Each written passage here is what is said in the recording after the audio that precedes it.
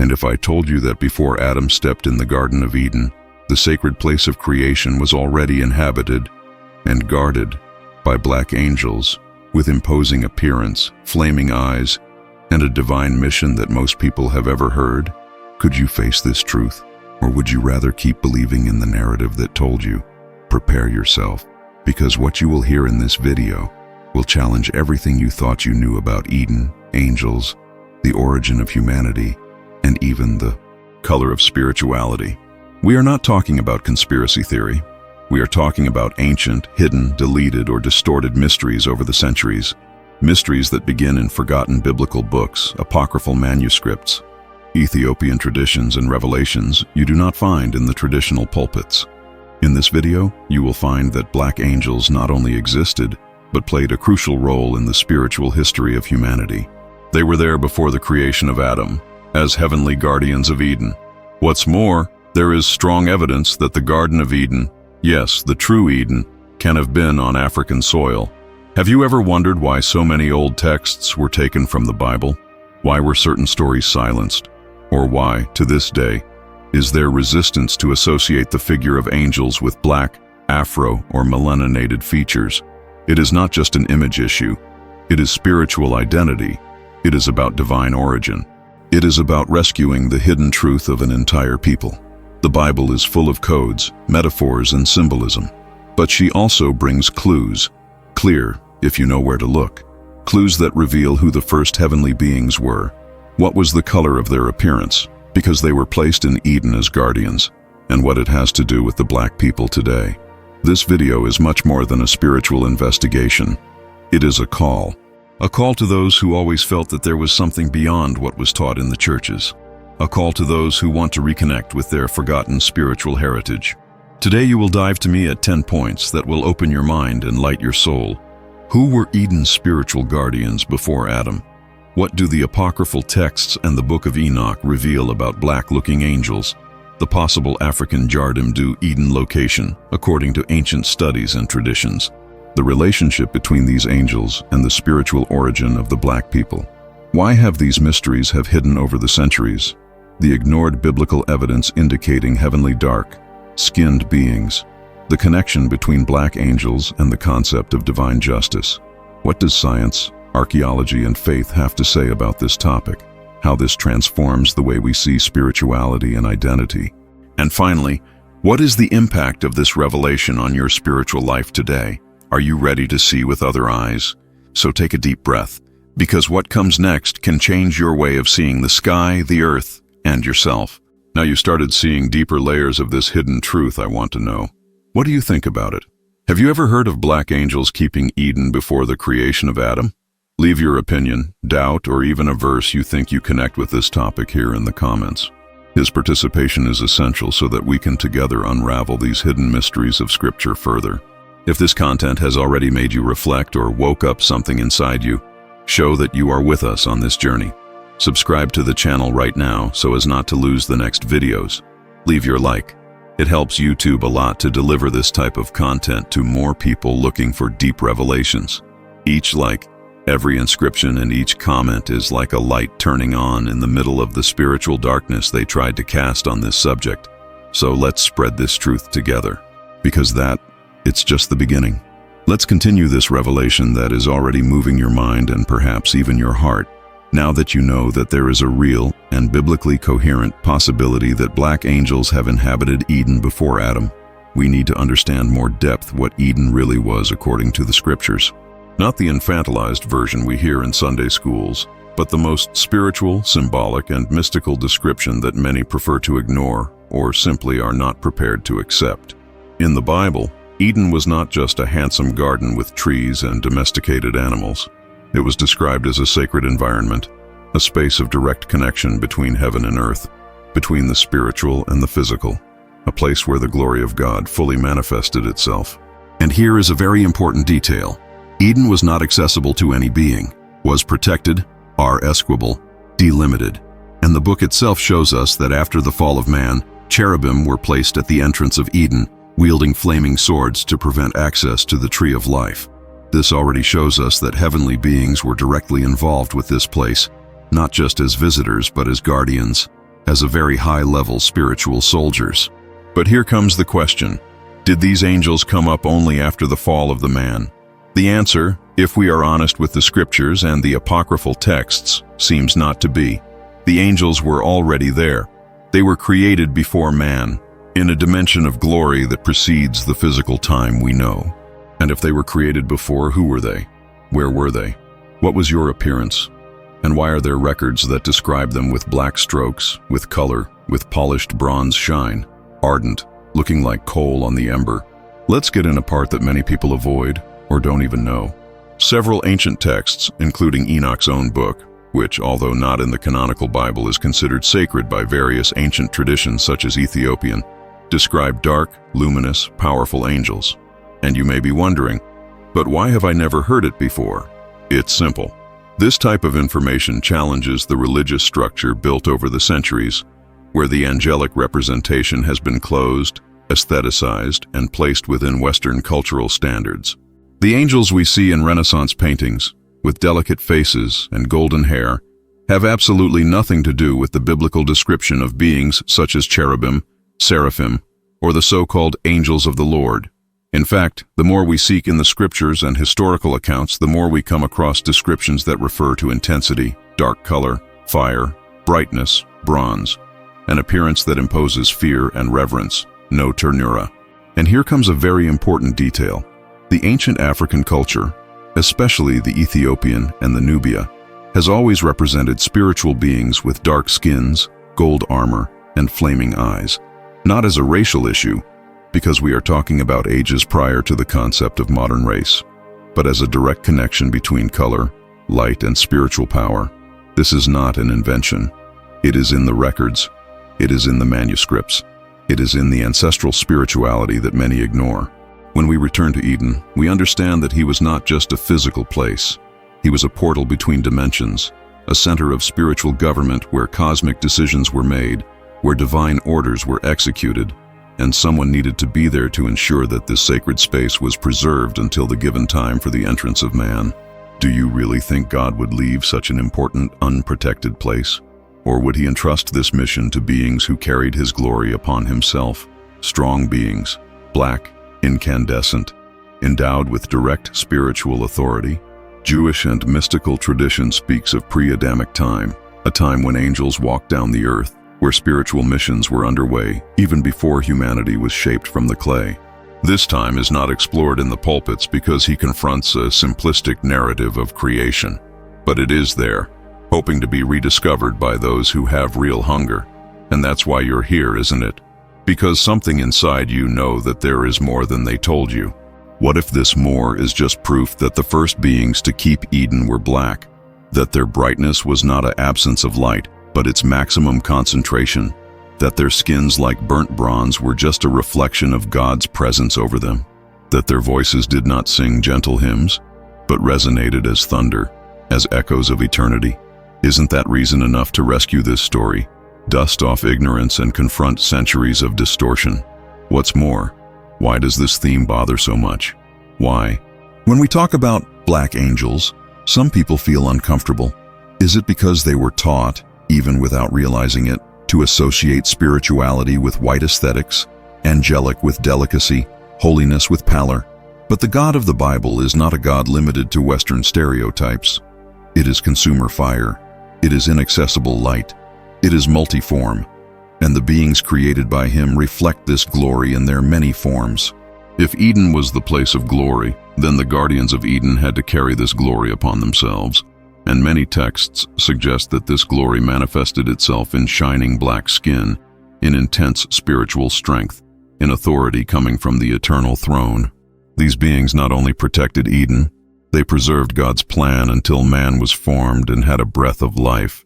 And this leads us to an even deeper reflection. If these beings were the first to dwell the earth in a divine mission, what that means for the generations that came later. What kind of spiritual inheritance was lost or suppressed? And why now, at this time, is this truth coming to light? Are we living the restoration time of all things, including the forgotten spiritual identity of a people who was removed from their divine origins? Before you make any request, I want you to reflect deeply on all this. And if within you is born a sense of spiritual urgency, a desire to rescue your origin, your strength, and your hidden glory. So don't keep it just for you. Share in the comments what has impacted you the most so far. It can be a sentence, a word, a feeling. If you want, write like this: I believe black angels kept Eden, or this truth needs to be revealed. Every comment here helps keep this content alive, and more importantly, helps awaken other souls that are still dormant. Let's dive now in the identity of the first beings who have inhabited and keep Eden even before the breath of life was granted to Adam. And here we are not talking about loose metaphors or symbolic legends. We are talking about real entities, described with clarity and depth in Scripture, ancient texts, and the earliest spiritual traditions of humanity.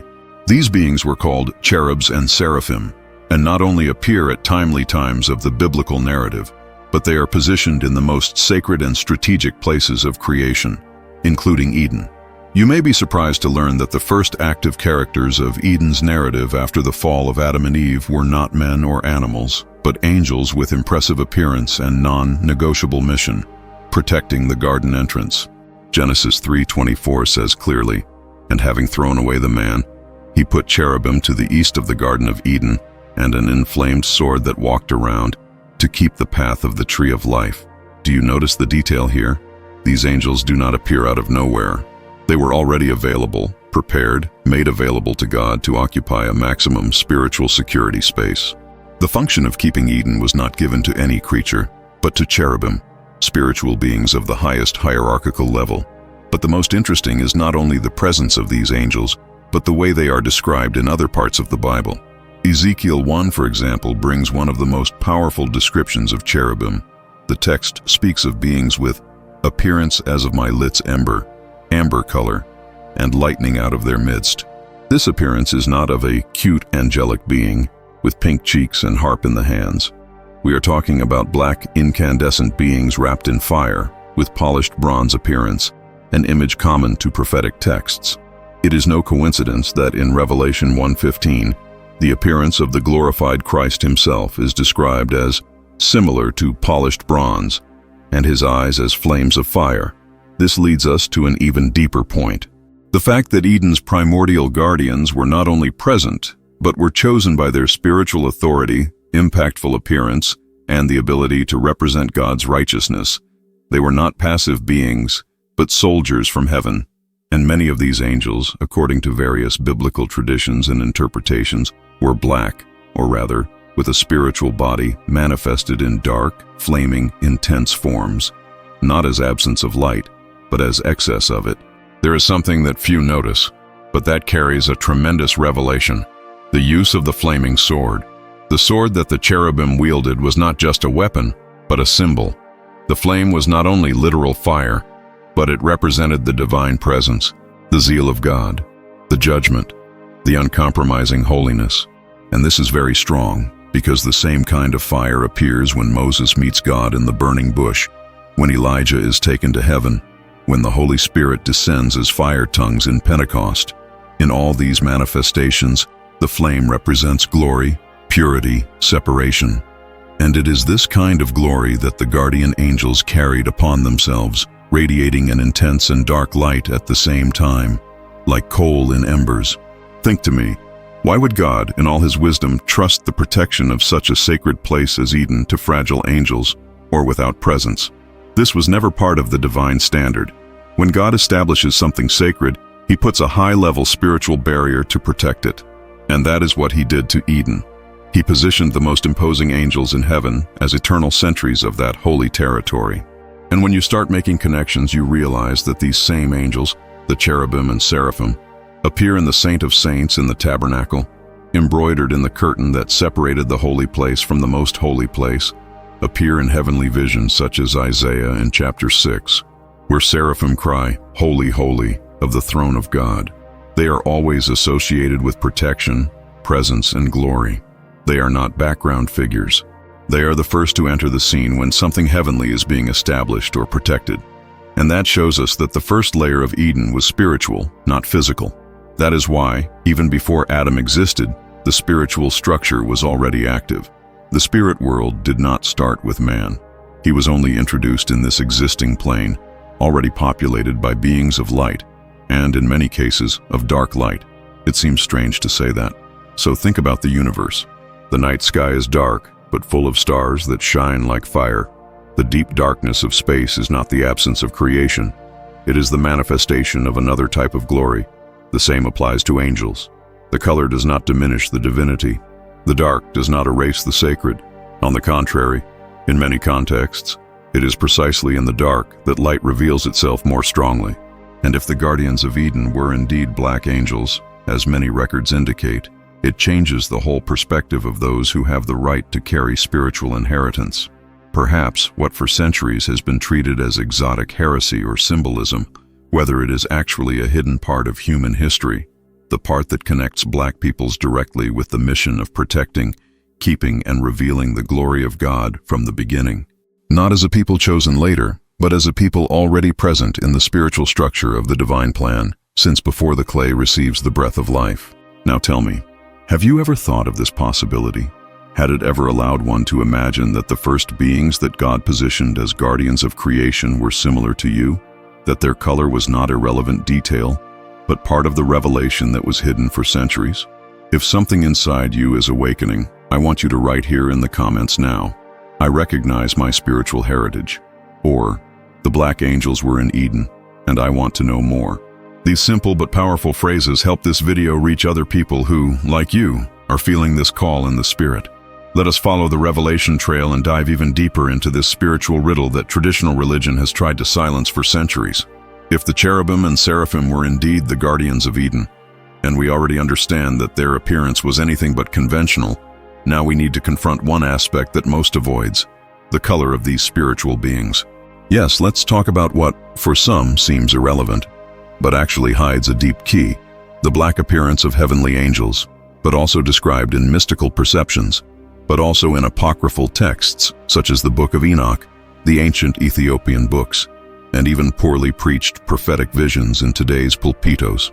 The Book of Enoch is undoubtedly one of the most fascinating and controversial texts already produced within the Judeo-Christian tradition.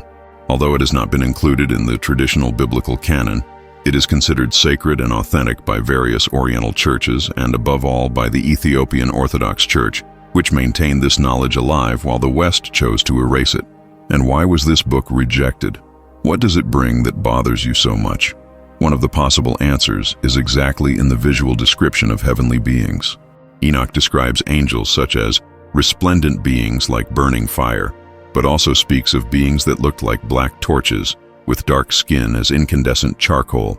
In some passages, he mentions beings with burnt bronze appearance, hair like thick wool, eyes like fire, and voice like the roar of powerful waters. These are not Europeanized figures.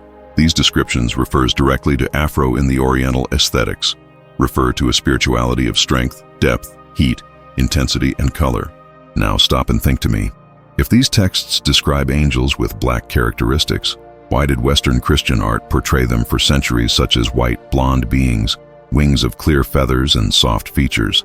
Was it just a matter of artistic style, or was there an ideological choice behind it? Did it exist, and still exist, a systematic attempt to erase any connection between divine and blackness? The answer, as hard as it may be, begins to draw clearly. Color in this context is not just an aesthetic detail. It carries a deep spiritual symbolism.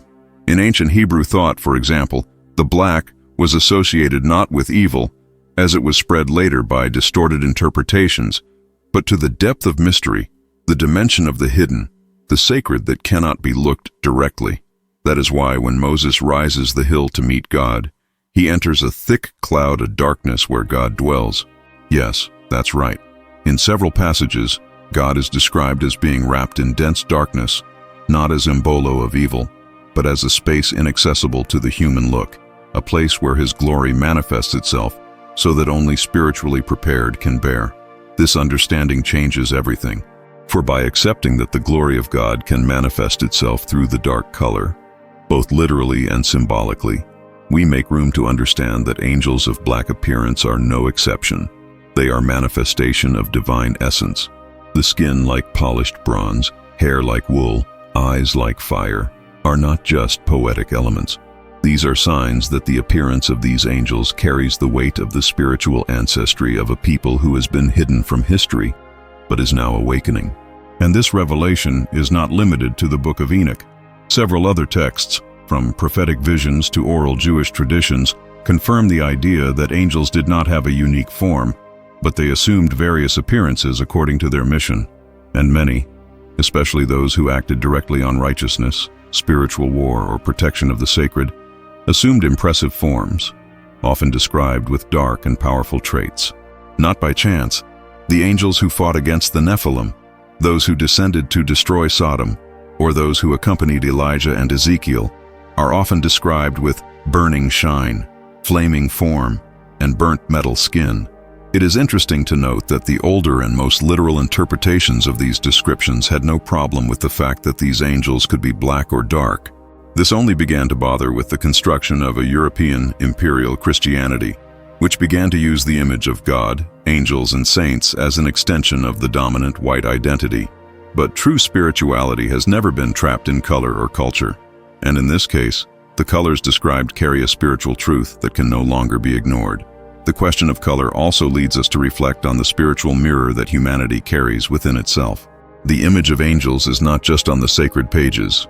She is in us, and if you carry traces, skin, eyes, hair, or culture similar to what the old texts describe, then you may be more connected to the heavens than they made you believe.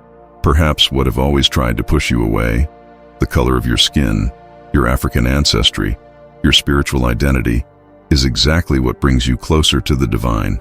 And don't think this is about racial vanity. This is about spiritual truth. It is about restoring what was lost.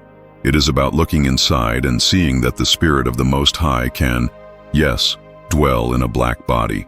May the glory of God, yes, shine in dark tones. That heaven can manifest itself through your image. Perhaps now make more sense because the enemy has struggled so much to distort this truth.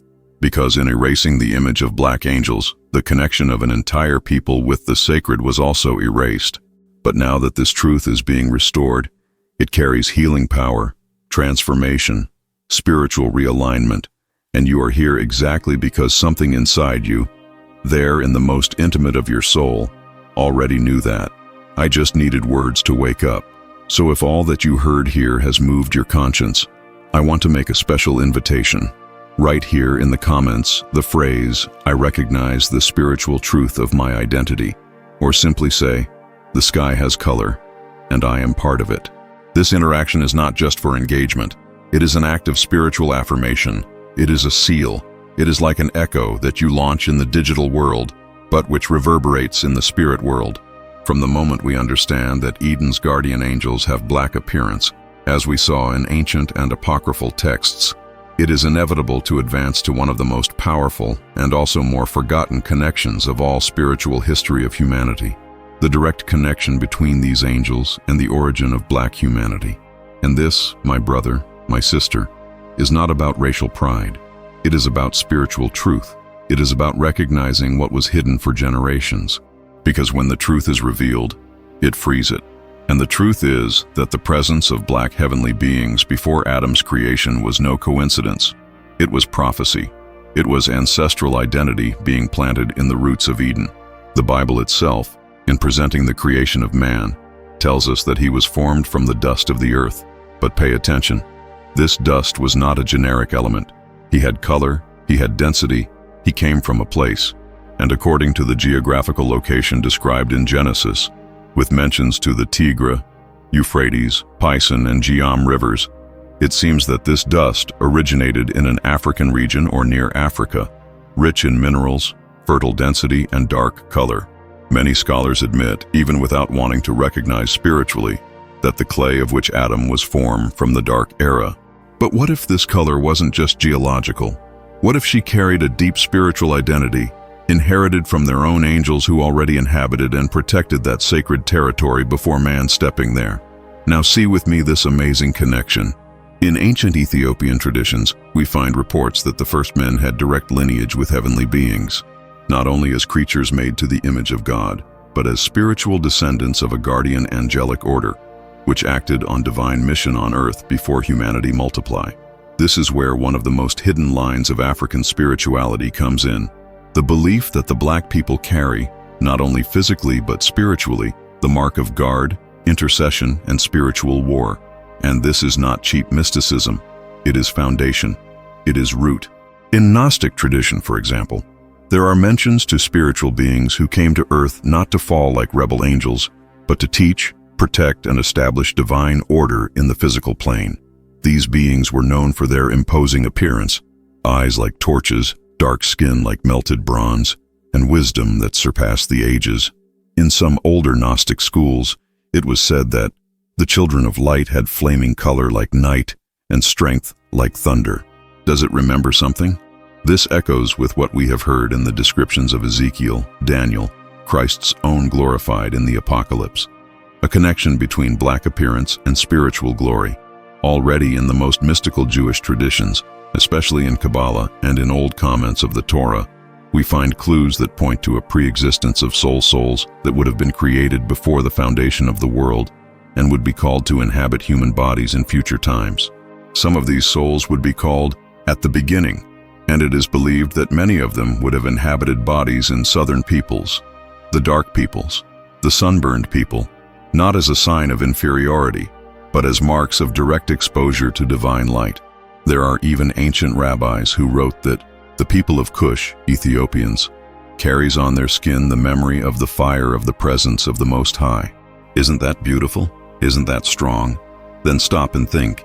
If the angels who kept Eden had dark skin, if the first man was formed from the dark clay of the earth, if Jewish, Ethiopian, and Gnostic traditions point to a lineage of guardian souls inhabiting black bodies, why was all this silenced? Why did they try to disconnect the spirituality of blackness? Was it just an innocent omission, or was there a historical intentionality to erase the sacred origin of black humanity? Do you start to understand now why is it so important to rescue this truth? Because it returns to the black people not only their history, but their spiritual heritage.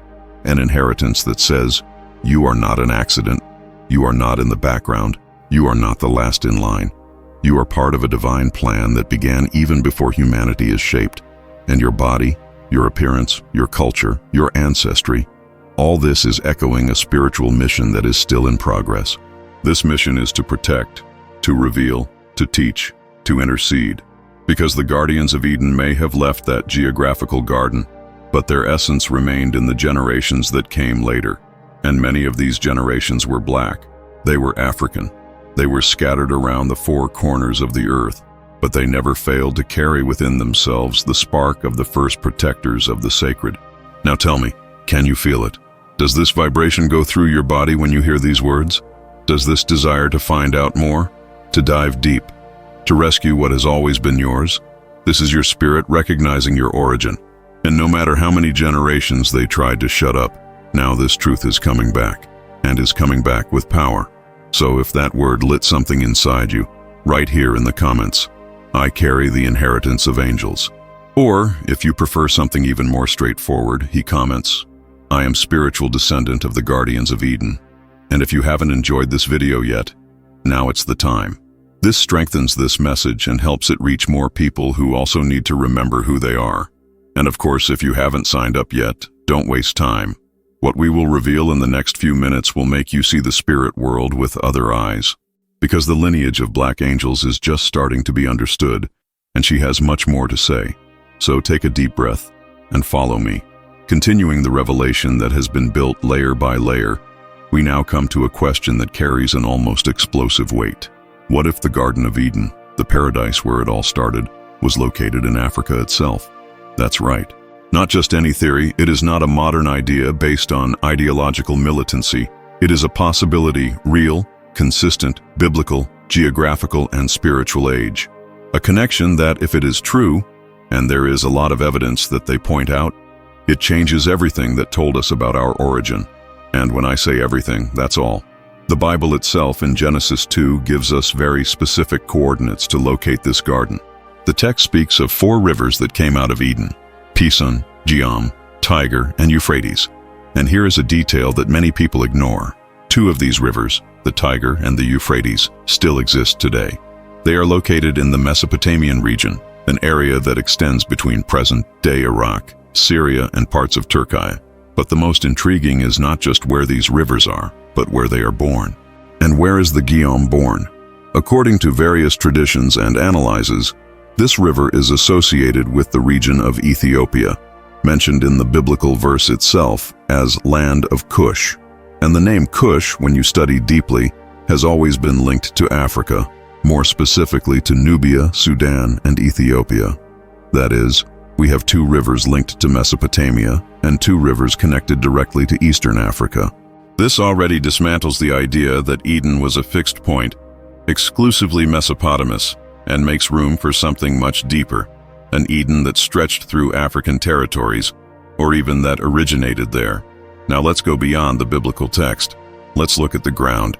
Literally, the region of Ethiopia, Eritrea, Sudan, and parts of Kenya is known to be one of the most fertile and minerally rich on earth. A land of gold, precious stones, abundant natural resources. Exactly what Genesis says that there was in Eden. There is gold, and the gold of that earth is good. There is also bdellium and the onyx stone. Do you notice? Eden was not just a beautiful garden.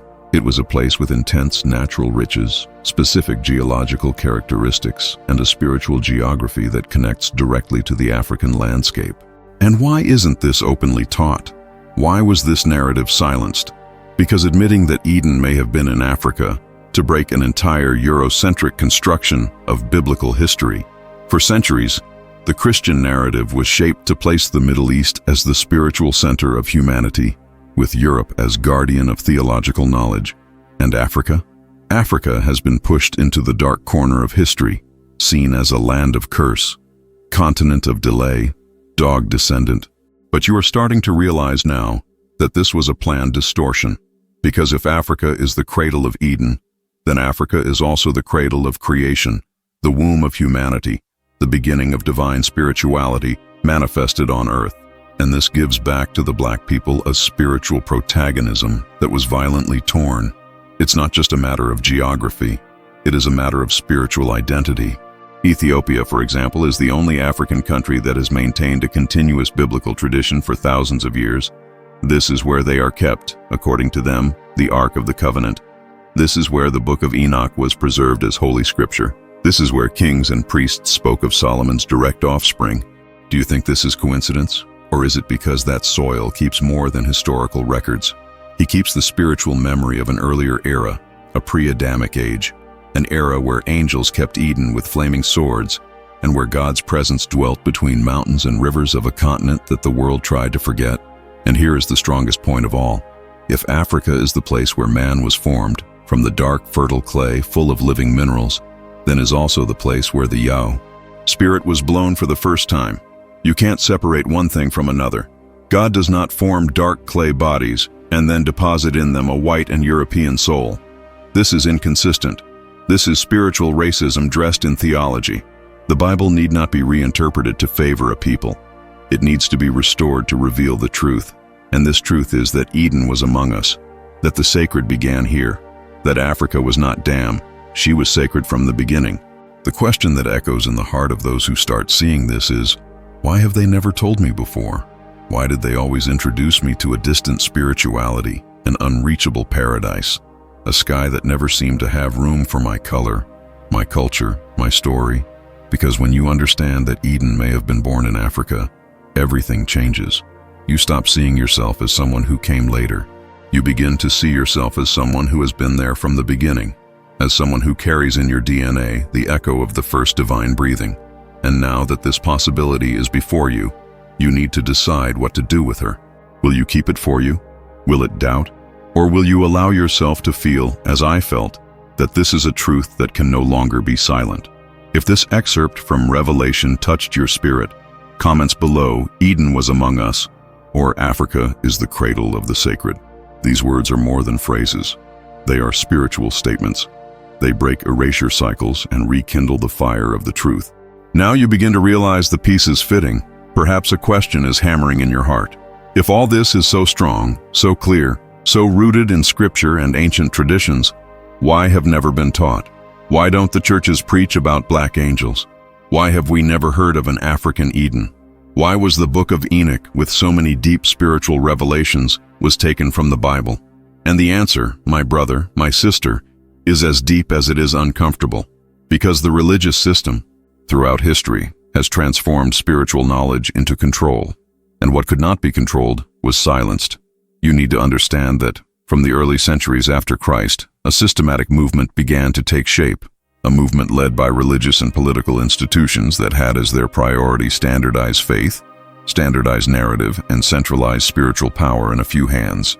And it was exactly in this process that texts were taken from the Bible, others were classified as heresy, and many knowledge that exalted the spiritual identity of certain peoples, especially African peoples, were simply erased or discredited. And why did this happen? Because this knowledge threatened the power structures.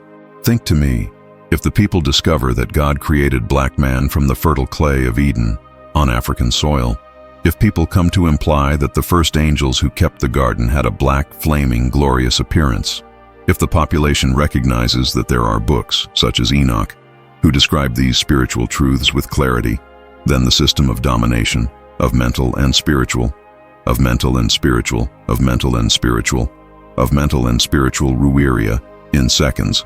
It was easier to hide. This process of concealment of knowledge became known as doctrinal censorship, and it was accurately executed over the centuries. The Council of Nicaea in 325 AD is a remarkable example. It was in this political religious event that they decided which books to be in the official biblical canon, and many deep, revealing, and old writings were rejected. Among them, the Book of Enoch, the Gnostic Gospels, the Book of the Jubilees, and so many others who brought spiritual truths against the interest of those who wanted to keep the people under control, not under revelation. And don't think that was in the past. This kind of censorship has perpetuated for centuries. The Middle Ages was the period when reading the Bible was considered a crime for the ordinary people. Only the priests had access to the content of the scriptures. And what was the result of this? A dependent, spiritually blind people, waiting for someone from above to say what was right or wrong, what was holy or heretic. And guess what was the knowledge profile that was most censored? The one that involved African ancestry, black spiritual identity, and revelations that did not fit into the European mold of holiness. Have you ever wondered why black angels are called demonic in so many visual representations? Why is the image of dark beings associated with evil? This is symbolic manipulation. It is ideological construction. The problem was never the color of angels' skin. The problem was that their appearance looked like the people that the empires wanted to dominate. And to justify oppression, slavery, and segregation, it was necessary to paint the divine with another color, with another language, with another face. But now the truth is coming back. It is being rescued. It is being restored. When we talk about forbidden knowledge, we are not referring to something mystical, occult, or fantasy. We are talking about legitimate parts of the spiritual history of humanity that were torn, hidden, distorted. And all this because knowledge frees. And knowledge with identity is revolution. When you understand where you came from, you understand who you are. When you understand who you are, you understand where you are going. And that, for the dominators, has always been dangerous. Look, you don't have to go too far to realize the effects of this historical censorship. Think about the churches you know. How many of them have you talked about the Book of Enoch? How many preached about the ethnicity of angels? How many seriously explained why so many old texts were taken from the Bible? Most prefer to ignore. Others say it is not important. But I ask you, if God inspired all these texts, who are we to decide what can or cannot be read? What's more, who wins when these texts are hidden? It is certainly not the people. The truth is that forbidden knowledge reveals what the system has feared for centuries, that the black people have a non-negotiable sacred spiritual heritage, and your image has always been divine presence, not a curse. When you read Enoch and see that angels were like flaming torches, like burning bronze, that descended to earth to fulfill divine missions, you realize that this description has more to do with you than with the European paintings hanging from the cathedrals. And then something inside you get up. Something awakens. This awakening is exactly what many wanted to avoid. Therefore, they censored. They said it was heresy. They put fear in people. They said that seeking other spiritual sources was rebellion. But what is more rebellious?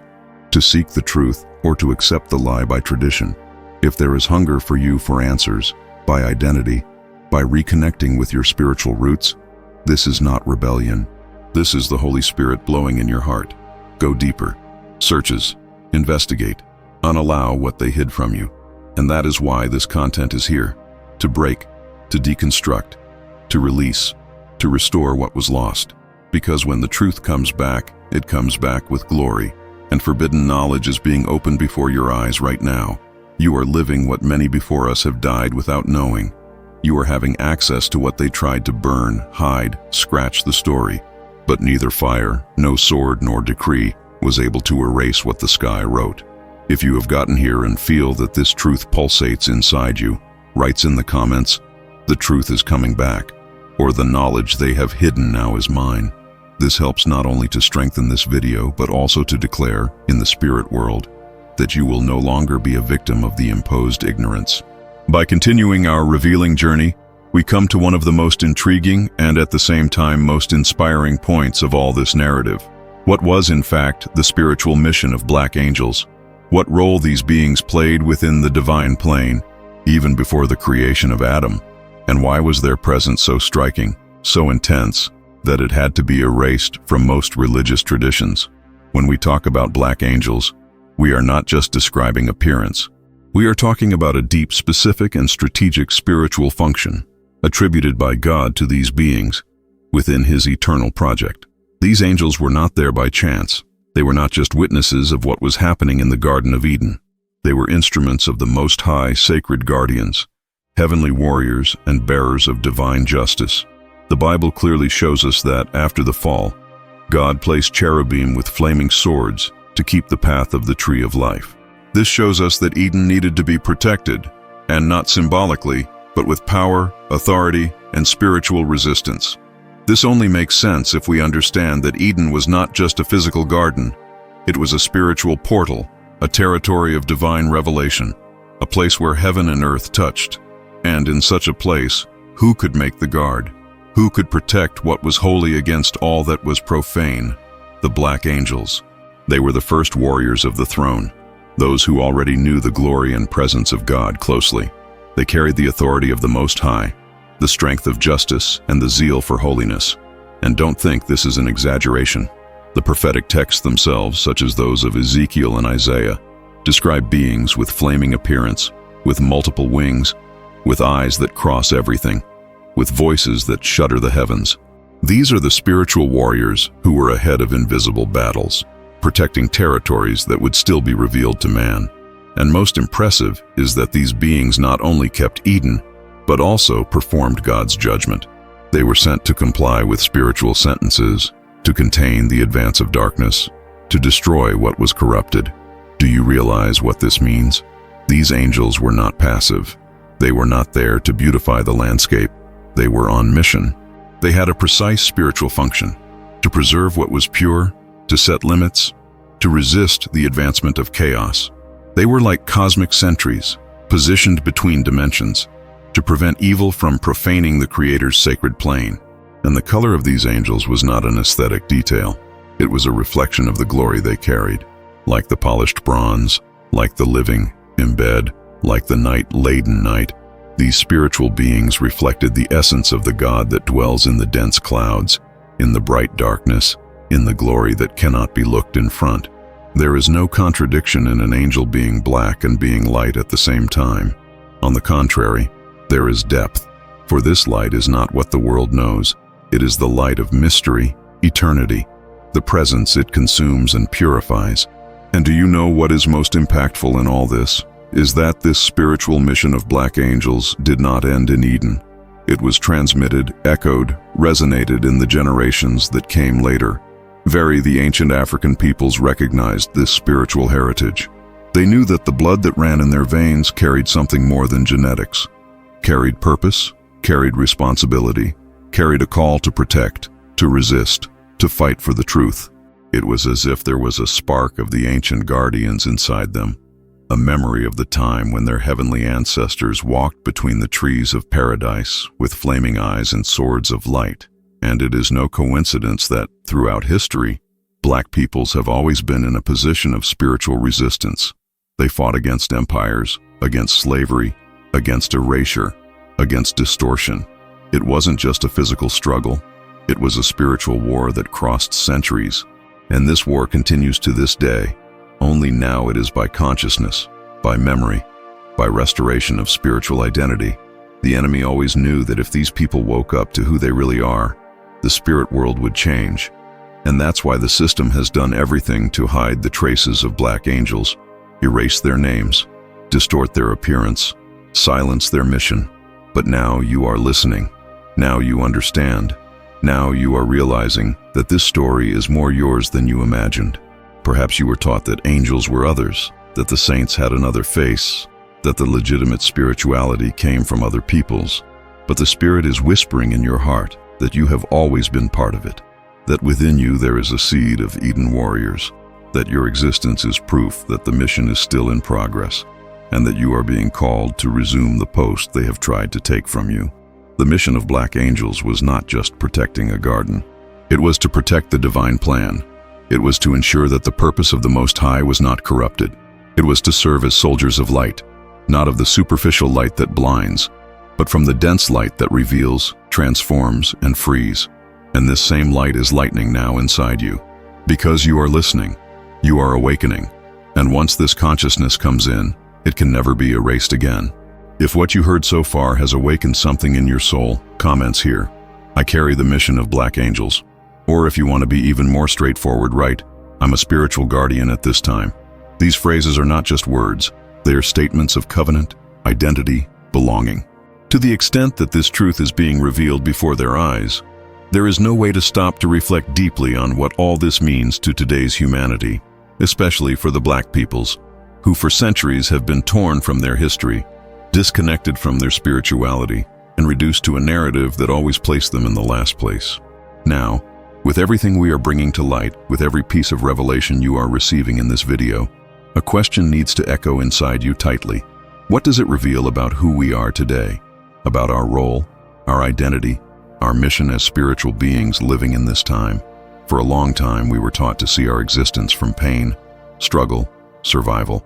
But what if all that we have faced so far, from oppression to spiritual silencing, is it a sign that there was something much bigger in us than the system always wanted to erase? What if the true reason for spiritual, historical, and cultural persecution against the black people is precisely because we carry an angelic heritage, a divine call, a spark of the throne of the Most High planted in our bodies and souls since before the foundation of the world? When we look at what has been introduced so far, the black guardian angels of Eden, Eden located in African territory, the spiritual knowledge that has been forbidden, the mission of flamenters, like flamenters similar to that of our ancestors, everything begins to fit. And the fit of these pieces builds a powerful, transformative, almost incomprehensible image for the logic of the modern world. We are the continuity of an ancient, sacred, eternal, spiritual plane. This revelation is not just theoretical. It is not just a good reflection to feed the ego. It has a direct impact on the way we live our faith. We see ourselves before God and walk in this world. When a people recognize themselves as part of sacred history, not as a passive spectator of it, he begins to live differently. It starts to pray differently. It begins to see the signs around it. And this is exactly what is happening now. A collective spiritual awakening between black men and women around the world who are recovering their spiritual conscience, their roots, their forgotten codes. This is not social movement. This is spiritual movement. Because when the mind understands that it carries divine inheritance, the spirit rises. And when the spirit rises, every attempt to oppress, it begins to fall apart. That's why you are here. That's why you are listening to this message. Not by chance, but because heaven wants to remind you of something the world has tried to make you forget. You carry a piece of eternity within you, and this eternity pulsates into your skin, your voice, your memory, your blood. Perhaps you are now understanding why the churches don't talk about it, why official theology does not touch these subjects. Because if black peoples rise with spiritual conscience, with restored identity, understanding of their eternal value, it will generate a revolution that begins in the invisible, but that changes everything invisible. It will change families, communities, ministries, the way we pray, how we position ourselves, how we preach, how we live. And it all starts with this kind of revelation, to recognize who we are in the light of spiritual truth. And this is more than recognizing ancestry. This is to recover a direct connection with God's original purpose. It is knowing that you were not born by chance. It was not placed in this age for nothing, that you are not a product of chance or pain.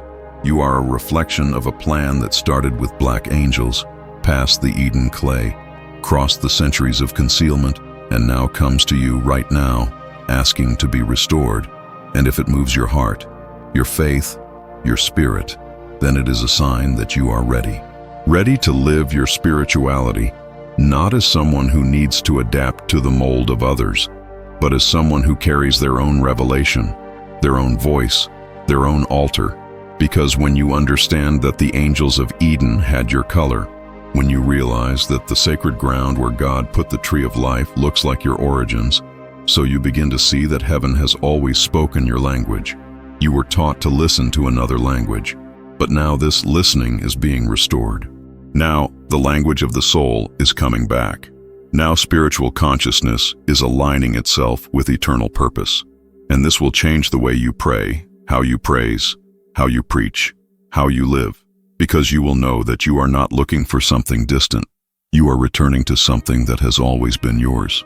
Perhaps this is the moment you take a deep breath and realize that you have never been a spiritual orphan. Perhaps it is now that you understand that the skies have never forgotten you. It was the system that tried to erase you, but the Most High preserved memory in you.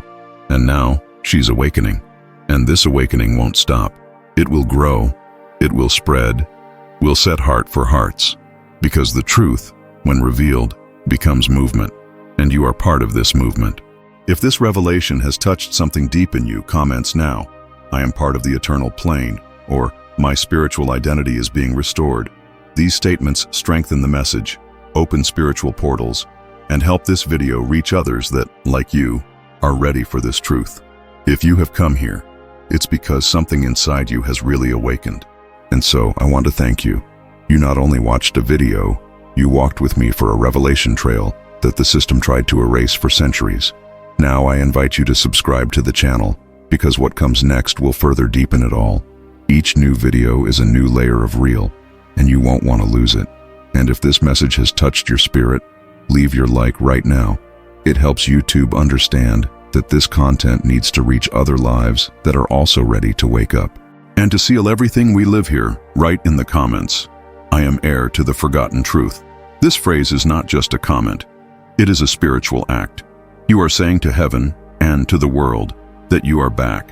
And before you leave, click the next video that is appearing here on the screen, because it will take you even deeper on this journey that is just starting.